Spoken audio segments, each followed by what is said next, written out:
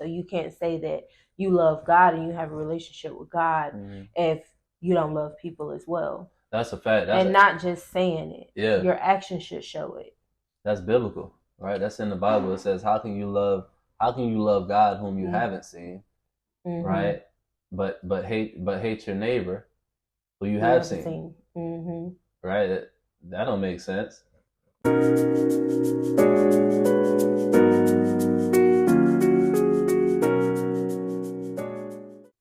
Hello everyone, and welcome back to the Zamas podcast, where we focus on faith, family, fitness, finances, and friendships. All right, so we're going to be reading from 1 Corinthians chapter 3, verses 7 through 9. All right? And it reads, "So neither the one who plants nor the one who waters is anything, but only God who makes things grow. The one who plants and the one who waters have one purpose, and they will each be rewarded according to their own labor. For we are co-workers in God's service. You are God's field, God's building." Amen. Amen. All right, family. So we're going to get into answering some questions from our game, Who Are We? Okay. Again, if you're new here, we like to answer questions at the beginning of our episodes because we want our podcast listeners to get more familiar with who we are, right? So all the games that we have, all the question games we have are pertaining to getting more familiar with us as a couple, a married couple with children, right? We want y'all to know more about us and who we are, what we stand for. So that's why we answer these questions and start off with these questions, so you all can get more familiar with us. All right, so I'll let my wife take it away. Hey y'all. Okay, so the first subcategory is connections. And the question is, which people in your life support you the most? Do you spend enough time with them? So my bride supports me the most, and my children, right? Although they're young, right? My daughter is 3 years old, or our daughter is 3 years old, and then we have another daughter that's 1. I still feel the love and support from them. And then of course my bride, right? She makes me feel like I can accomplish anything. You can. So precisely. So yes, I spend enough time with them. For sure, I prioritize that. All right, same question for you. Yeah, same answer, to be honest. He's my biggest supporter, like wholeheartedly, and our children. Like Noelle, if y'all haven't met our oldest daughter, yeah, she gonna let you know there's nothing that you can't do. Absolutely. And Naomi, she's just gonna dance. Yeah, she's gonna mosey around, let you know she's here. And yeah, we spend a lot of time with them. Tons. Okay, you wanna read the next question? All right, so this one, the topics is possibilities and potential. All right, so it reads, remove yourself from your current situation and view your life objectively. What are the things in your life you are currently doing well? What could you improve? That's a great question. That's a great question. What are the things in life? What are the things in your life you are currently doing well, and what could you improve? Currently, right now, I would say being a unstoppable woman in the aspect of being a full-time mom, a full-time wife, and a full-time employee. I'm excelling in that. I'm excelling in it. Big time. Something I can improve on more is, which I'm getting better, is taking care of myself. Yeah. Like when you become a mom, most of the time you feel like, oh, like it's all right. Put yourself on the back burner. I put myself last, even though I don't let myself get ran down to the dirt. But like little things that I like, doing my nails, getting my hair done, like shopping, spending money on myself, like not, being irresponsible about it, but just pouring into myself because my husband pours into me, my kids pour into me, but I have to pour into myself. So that's good, though. I most definitely need to get better with that. That's what good. About you? So for myself, let me read the question again. It says, remove yourself from your current situation and view your life objectively. What are the things in your life you are currently doing well? What could you improve? So the things in my life that I'm currently doing well, Hold on. Can I say that? Because it says remove yourself from your current situation and view your life, like Like from without the us. outside looking in. Oh, okay, Yeah. okay. I thought it was meant like completely removed. No. Just from the outside looking in, like. That's why I said okay. Yeah. Keep going. All right. So, what are you currently doing well? I'd say I am currently managing being a father, a husband, and an employee and a business owner. I feel like I'm managing that well. Mm-hmm. But I also feel I can improve on that. What are the things in your life you're currently doing well? That's not the only thing I'm doing well. I'm implementing new habits. I feel like I'm doing well with implementing new habits. Yeah.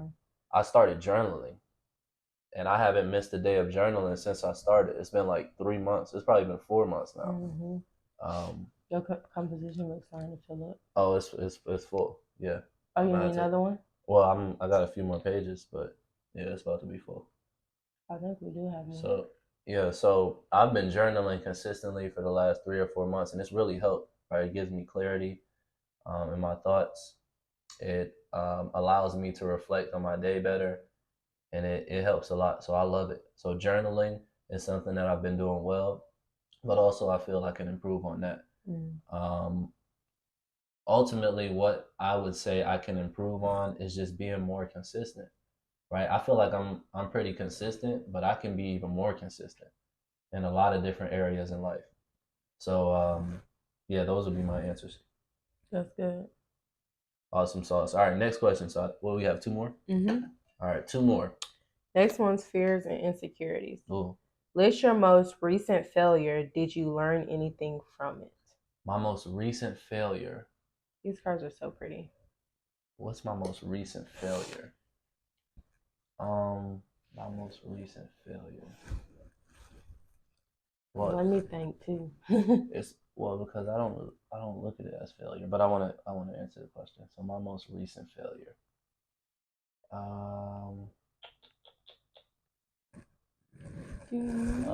There was something that was required of me on my job that I didn't do. I dropped the ball.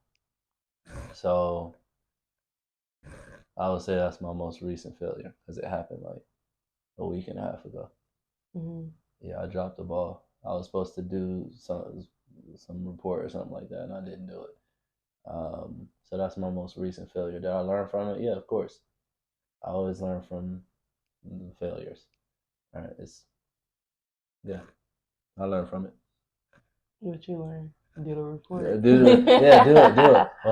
When somebody asks you to do something, do it right then and there. Right, if you're able to, like, just do it right then and there instead of putting it off, because then you'll end up not doing it. And it wasn't intentional; it slipped my mind. Yeah, and I didn't make a note. Human. Yeah, so I am human. By the way, what about you?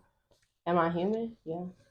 I know you're human, but I mean, what's the question? Well, let me read it. Okay. List your most recent failure. Did you learn anything from it? My most recent failure was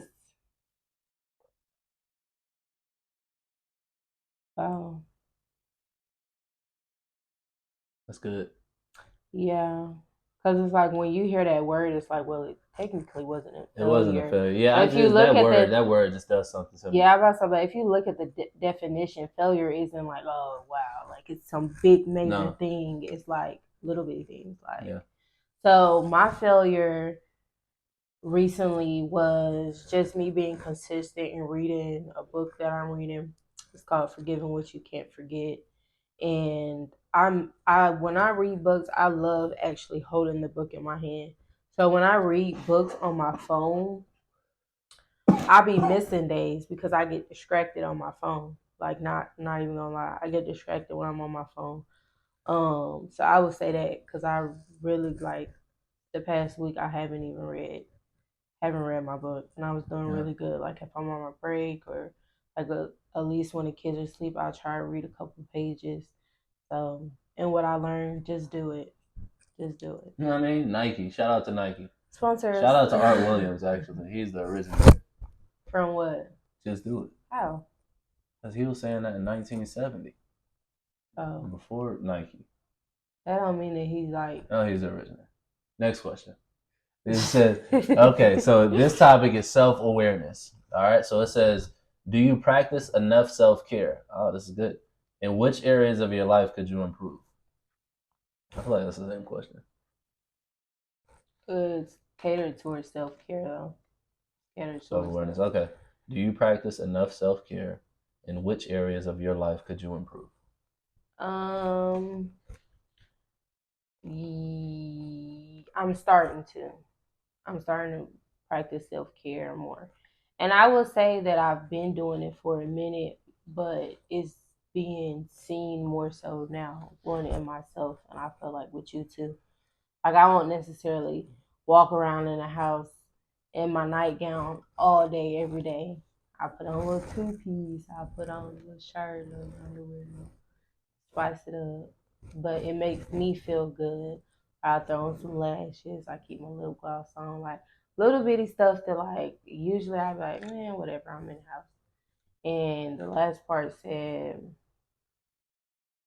what areas of your life could you improve? Just on a week-to-week basis, do something that's catered towards me, because like I need that. I do, like it's a reset for me, so yeah, I can improve on that. Yeah, so let me read the question one more time. It says, "Do you y'all pardon my voice? My voice sounds a little Barry Whitish because we was on a cruise. We was on a cruise, yeah. So we was in the Bahamas, and I don't know what's going on over there, but I got it, whatever that is. It really was when we was in Florida. I think it's when we went to the water park. Yeah, some had me not feeling 100%. I'm at about 88.76%. All right. Yeah, I'm almost there. It says, do you practice enough self-care? I believe I do. Yeah, I believe I do. Do I practice enough self-care? See, when I think about self-care, I'm not thinking about like getting my feet done, getting my nails trimmed. That's not what I'm thinking about. I'm thinking about doing personal development, right? Doing things that are helping me become better as a human, as a man, as a father, as a husband. But like from a male's perspective, that's self-care to you. From perfect. A female's perspective, and also too, like your self-care time, like when you wake up before all of us and you're in the room and you're doing that, that's something that you love, that's something that's pouring into you, and that's your alone time. Right. For me, I personally don't like to wake up super early. Right. So me getting out of the house and getting my nails done and pampering myself, that's your self-care. That's my self-care from a female perspective, because that's the time that I have alone. Yeah, that makes sense. Yeah, because I am an early riser, so I like to get up in the morning and pray and read my word and do affirmations, write down, objectives, journal. I like to do those things first thing in the morning, right? It helps my day start off the right way, right? It gives me the right frame of mind to go about my day. So yes, I do enough self-care. In which areas of your life could you improve? I believe I can improve in my spiritual life, and I believe I can improve in my financial life. Mm-hmm. Yeah, you can always improve there. You can always improve in both of those areas. Right. So those are our questions. That's it, right? Those are our questions. We were answering those four. Now we're gonna get into the pod. Let's start podding. All right, family. So this is our first week back recording since we got back from our cruise. Right, we went on a 3-day cruise. My wife and I, technically 4 days. Really like 3 days in the morning. Yeah. Right. So we went on a cruise. My wife and I. It was a surprise.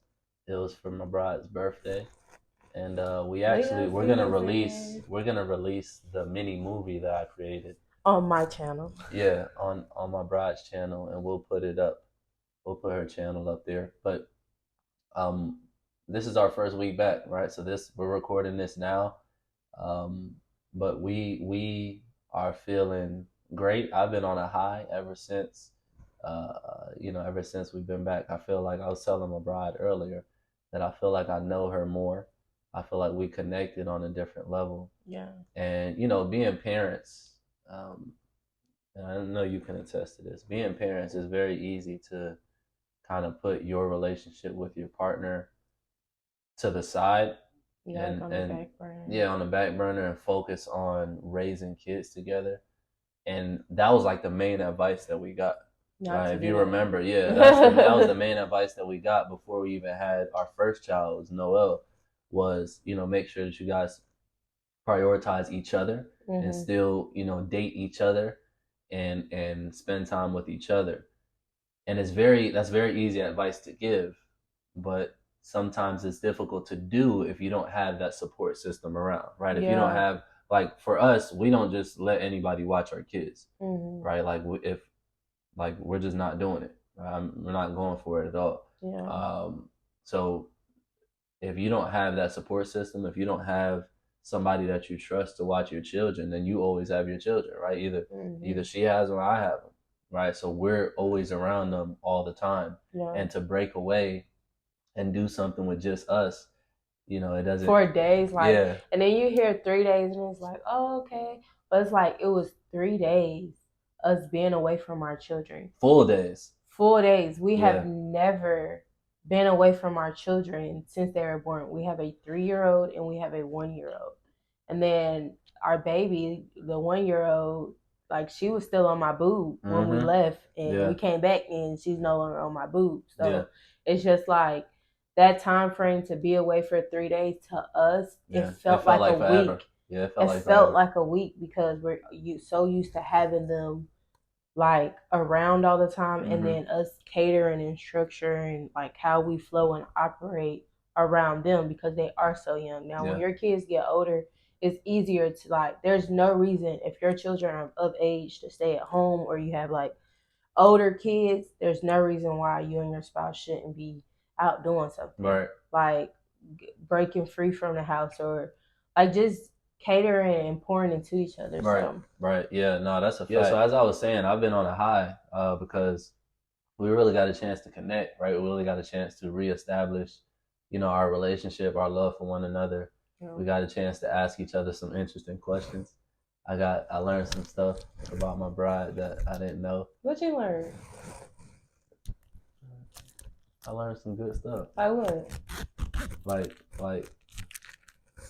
what did I learn? Put you on the spot. I learned a few things, actually. So I would say I learned that, this is a little selfish, but it is what it is. I learned that the best feeling, one of the best feelings in the world for me, is just having the ability to make you smile. You kept saying it. Yeah, it means a lot. It really means a lot. So that's that was special for me. That's my selfish one. But I literally was smiling the whole time. Cheesing the whole time. I mean, big smile. She could eat a banana sideways. I mean, just cheesing. I was, because it felt so good. Yeah, it was wonderful. So that was one thing that I learned about me. My feelings towards you, that let me know that I love you so much.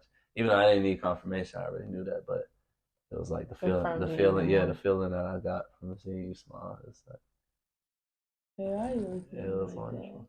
So that was that. And then what I learned about you, well, I learned that you really love me. I say that because looking back on some of the things that I did, or maybe some of the things that I said, or maybe some of my ways, I don't want to say it was cause. It would be cause to leave, because it really wasn't nothing crazy, but the fact that you wanted certain things and I wasn't compromising at the time, and you still were like, you didn't budge. You know what I Yeah. mean? You were still you, and you still loved me in spite of, and I did that. you were patient with me, Yeah. and you allowed it to happen. So I'm grown. When I was a child, I spake as a child. When I became a man, I put away childish things. So Yeah. that what else, babe? There were some things that you told me. Well, you think about it. I'm gonna No, say no, no, something. no, no. We're not Okay. gonna let it slide. Okay. We're not gonna let it slide. So I also learned that my bride she liked to be active. Okay, she want to go to the events. She want to be at the comedy clubs. She want to be at the lounges, the nightclubs. She like to have a good time. Yeah. Right? Me? Oh, I'm cool with just being outside looking at nature. Yeah. But that's Right? the thing. Let me say something real quick. I'm cool with doing that too, but it's like when it like it's a new experience, it's something new, and I feel Right. like everyone that was there was shit. Like the vibes and that atmosphere on the cruise was just phenomenal. Like Yeah.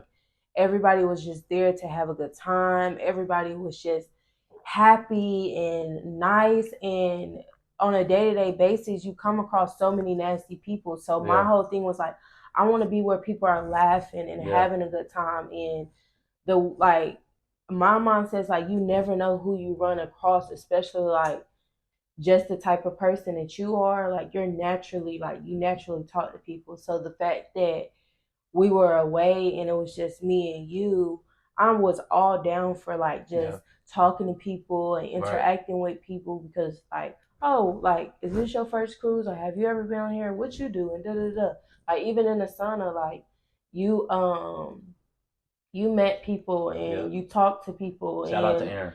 yeah, you talk to people and you network with people, and it wasn't even off the fact that like, oh, I'm trying to gain, like it's a business Right. transaction, but just having Just nice, yeah, just interaction having with people. just having nice conversations. And I'm like, well, when we're at home, we can sit back and chillax. But Right. like if we're on vacation and Yeah. it's just me You and want to be you, active. I want to be active when it's time to be active, Yeah. and when it's time to rest, I want to rest, which we did. I feel like it was a good balance. But really, that full day that we were like on the ship, it's like I wanted to go to the things that I felt like would benefit us, like the love and marriage thing that they had. Oh, that was dope. Yeah. We're most definitely next time gonna be on the stage. Like, and it literally gave insight on other marriages. So as we're just going there to like laugh and have a good time, and it's an activity, but little do they know they poured into so many people that all the married people that was sitting in the audience and looking at them that had like somebody that had been married for 4 weeks, somebody had been married for what like 25 years, someone that had been married 38 for years. 38 years. Yeah. So it's like it just gives, and it's like, well, I don't want to be like 38 years and I don't want to be like 25 years. I want to forever stay like how we are now. Yeah. In the aspect of like burning for each other and you knowing if you like you're blindfolded, you know what I have on. Yeah. Like, and I know what you have on. I know what you like, and I know what you don't like. I want that fire to continue to burn. So that really opened my eyes too. Like, you know, that whole love and marriage thing that we went to. I think we have a couple clips or pictures. If we do, we'll insert it. Yeah. We have a clip. You might got another one, but I have a clip of that whole setup that they had for the love and marriage. You know, what I realize is that just because somebody's married for 30 years, 40 years, 50 years, don't mean that they're happy. And it doesn't mean that they're even committed. Yeah. And I don't mean committed to where they're cheating on each other. That's not what I mean. They may be, you know, committed to one another in terms of not stepping out on one another, but they're not committed to one another in terms of being attentive to one another, spending time with one another, actually loving one another. Like they're just like roommates. Yeah. Right? They're roommates and they're kind of just they wake up and say on agreement. Yeah, it's they got it. It's a contract. Right? They just abiding by the contract. They're not doing anything more, nothing less. They just abide by the contract. This contract says that we are married. we're supposed to stay together, right? Till death do us part. Yeah. But anything extra, like we good on that. And you know, that's Right. a prime example because the two couples that have been married, we just gonna call them 25 and 48. Mm-hmm. It's representing how long they've been married. But those two couples, they've been through some things, you know, and they have children. Yeah. And that's a prime example of they allowed children to affect their relationship in a way of they didn't continue to pour into each other. They didn't continue to have that same burning sensation that that release, Yeah. and that pouring into for their relationship. Yeah. With kids, especially like you said, when you don't have that village, Mm-hmm. it's very hard to continue to have that.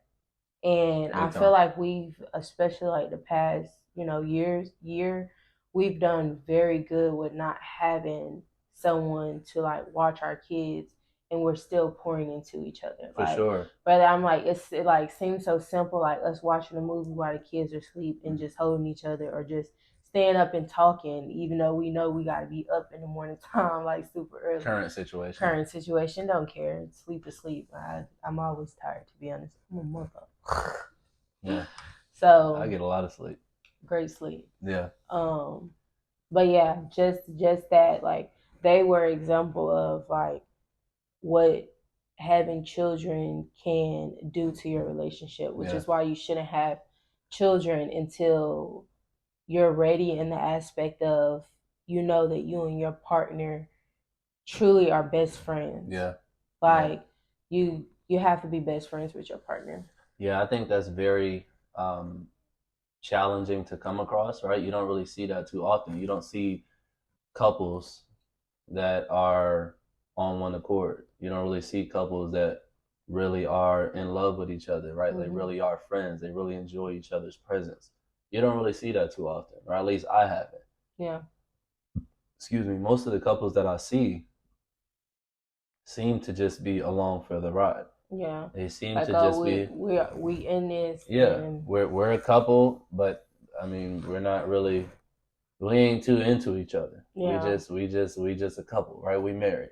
Right. And I never wanted that. And I know we're never gonna have that because that's not what we want. Yeah. Right. We want to have that fire. Yeah. So anyway, I wanna talk about a conversation that I had with Aaron. No, not Aaron. A friend of mine, a client of mine, a friend of mine. She's like a mother to me. I had a shout out to Miss Keita, okay, because she actually subscribed to our podcast. So shout out to Miss Keita. We coming to see you soon, okay? Soon. I promise you. Can you cook? She could definitely cook. I like food. Yeah, she could definitely cook. I never had any of her food, but I'm sure she could cook. Yeah. Anyway, we had a very good conversation. We probably was on the phone for about an hour, maybe longer than that. Mm-hmm. And what I realized is about me. I'm 28. You know what I mean? I'm 28, y'all. Okay, so I just learned that the human brain is fully developed at age 28.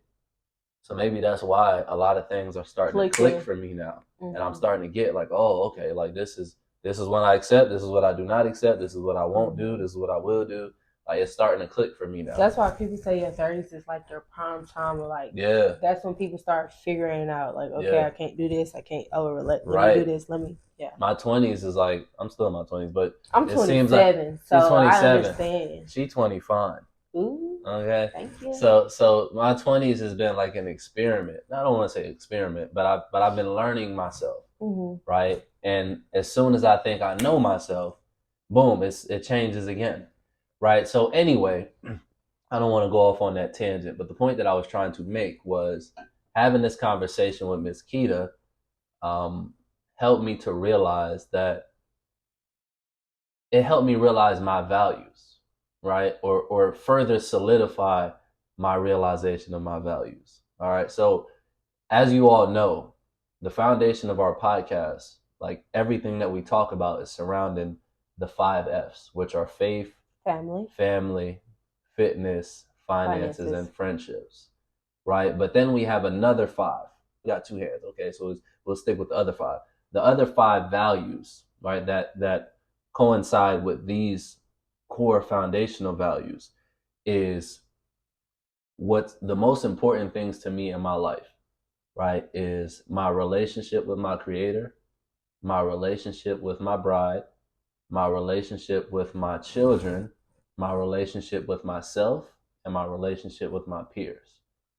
Those are the 5 most important things to me in life. Okay. If I have those things together, my relationships with those people, um, Automatically everything, prosper. yeah, I'm fulfilled. But everything else will flow from that. Mm-hmm. If your relationships are intact with those 5 things or those 5 people, everything else will flow from that. All right. So I think those 5 relationships coinciding with the 5 foundational principles or values that our whole podcast is about really puts things together, and it really solidifies your, what's the word I want to use?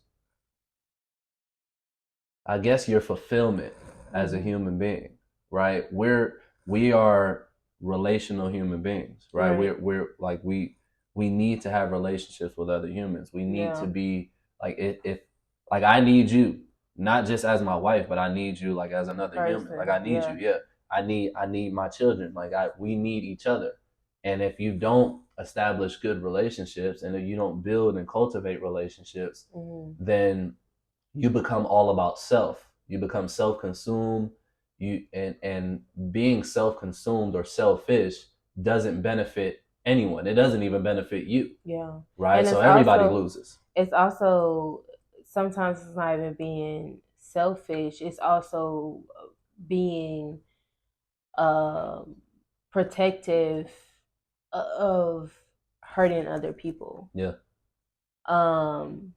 A lot of times when you hear people say, I don't like people, I don't want nobody around me, this, that, and the third, you just anti people, that's coming from a place of hurt from people. And it's also coming from a place of not trusting yourself, that if you interact with people, or if you build relationships with people, they're gonna find out about you. They're gonna find out about who you truly are behind closed doors. They're gonna see the BS, and they're gonna know that like this facade that you're putting on isn't truly yourself. And what greater, what like self-care, self-work, and all that, is an important thing to do. But the only thing that can test that is people. That's correct. It's not, people are the only people that can test that. So if you are, this strong person, this person that, loves God and want the best, and I'm a good person. If you're all of that,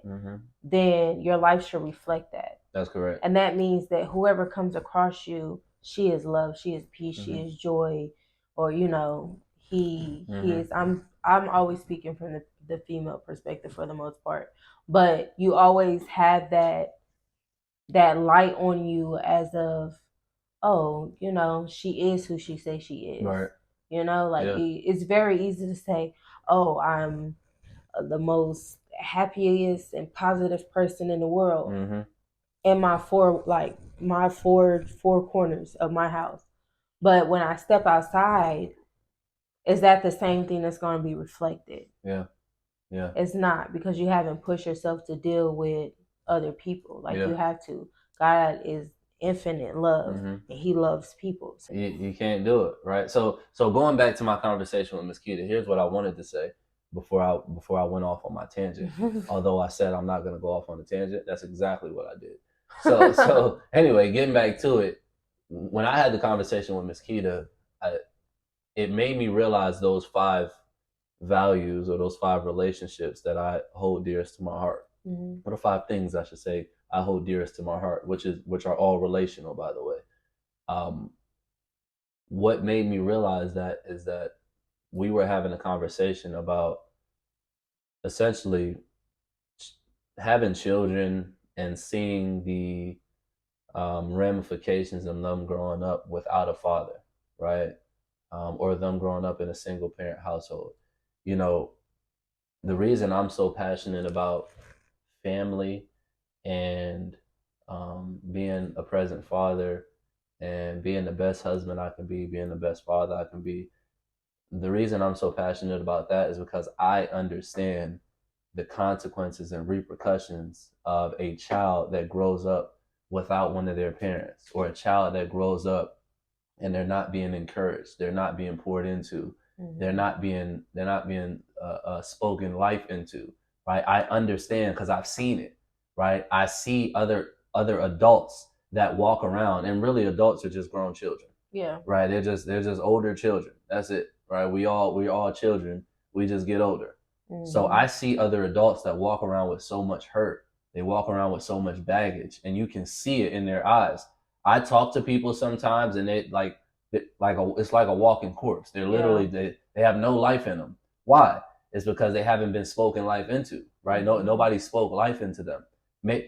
Your first 10 years. This is something else I learned. I'm borderline like a geek, maybe there's a word. I wouldn't call it a geek. That phrase, I feel like now is just thrown out of the way. You like knowledge, Yeah, and that's it. I like fun facts. I like information. I like knowledge, like stuff that, because the more you understand about anything, the more you understand life. Okay, because it's all Yeah. connected. So the more I understand about playing a guitar, the more I understand about life.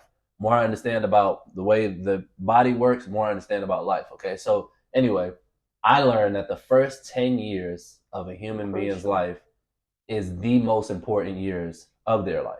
Mm-hmm. Okay, so from age 0 to age 10, It's crunch 80 time. is that's the most important years of a human being's life, because that's when all of their programming starts and it's solidified. Right now you can change it, but it's more difficult to change it the more you live in that programming. Okay, so from age 0 to age 10 are the most important years in a human being's life. So if you look at most people that live nowadays, and they go about their lives, they're living in a way to where they're still dealing with the things that they heard or the things that they went through from age 0 to 10, right? And it's still affecting them at age 40 or age 50, right? Or age 30. It's still affecting them, because those first 10 years of a human being's life is so important that whatever they go through at that period of their life is going to affect them and going to continue to affect them as they continue to go throughout their life. Okay, so that goes back to me saying that, again, the reason that I'm so passionate about the family and passionate about my relationship with my wife, my relationship with my children, my relationship with my creator, the reason all of that is so important to me is because I'm always thinking long term. Right? I'm very rarely do I just think about today. Like when I wake up, I'm thankful for the day, and I want to, you know what I mean? I want to be appreciative of the day that I have in front of me, and I want to maximize on that day. But it's always with the thought in mind of, I have a vision for my life. I have a vision for my family's life, my kids' life, and I want things to look like this. So I have to operate in a certain way today so that my tomorrow will look better. Yeah. Right? We have to set up our family structure in a way today so that when our kids get older, right, tomorrow, the next day, 10 years from now, when they get older, we can see the fruits of our labor. Right? We can see how the words that we spoke to them, the things that we taught them, the manners that we showed to them, the manners that we taught to them, is going to help them become better humans when they get older. Yeah. Right? Like being a parent is I mean, that's like it's one of the most challenging jobs in the world. Not one, it is. It is the most challenging job in the world. No, not only that, it's the most important job in the world. Right? Because you're literally raising that next generation. That's getting good, huh, y'all? That's getting real good. Yeah. This is going to be in 2 parts. I think I'm feeling like the segments thing. So tune in next Monday to get the rest of this episode. Y'all be blessed. But love for your hearts, family. Peace. Peace.